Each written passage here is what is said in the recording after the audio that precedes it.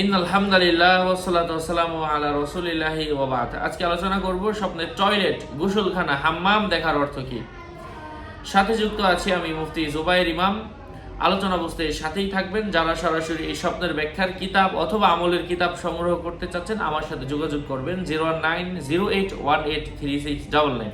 এটা ছাড়া অন্য কোনো নাম্বার নেই, কোনো ইমো নেই, হোয়াটসঅ্যাপ নেই, টিকটক নেই। ভেরিফাই চ্যানেলের ডিসক্রিপশন বক্সে ক্লিক করলেই পেজ এবং আইডি আসবে। এটা ছাড়া অন্য কোনো পেজ নেই, আইডি নেই।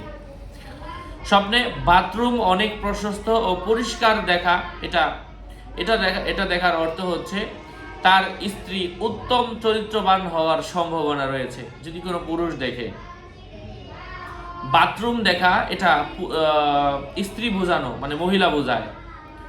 বাথরুমের প্রশস্ততার মাধ্যমে নারীরা তার অনুকরণ করবে এমন কিছু বুঝিয়ে থাকে।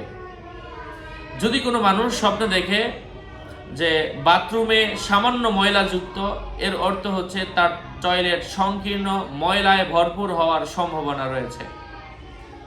কূপের মাঝে তাকিয়ে থাকতে দেখার অর্থ হচ্ছে তার স্ত্রী গর্ভবতী হওয়ার সম্ভাবনা রয়েছে।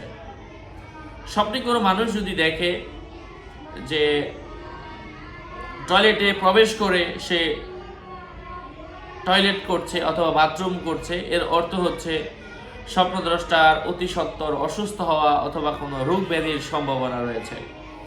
স্বপ্নে কোনো মানুষ যদি দেখতে পায় যে ঋতুস্রাব অবস্থায় সে টয়লেটে গিয়ে অচেতন হয়ে গিয়েছে, এর অর্থ হচ্ছে স্বপ্নদ্রষ্টার প্রায় অসুস্থ হবেন। অসুস্থতার খরচ তার পরিবারের জন্য অনেক কষ্টকর হয়ে দাঁড়াবে। আশা করছি বুঝতে পেরেছেন। আরও আপডেট পেতে সাথেই থাকবেন। সকলের মঙ্গল কামনা করে এখানেই শেষ করছি। আসসালামু আলাইকুম ওয়া রাহমাতুল্লাহি ওয়া বারাকাতুহু।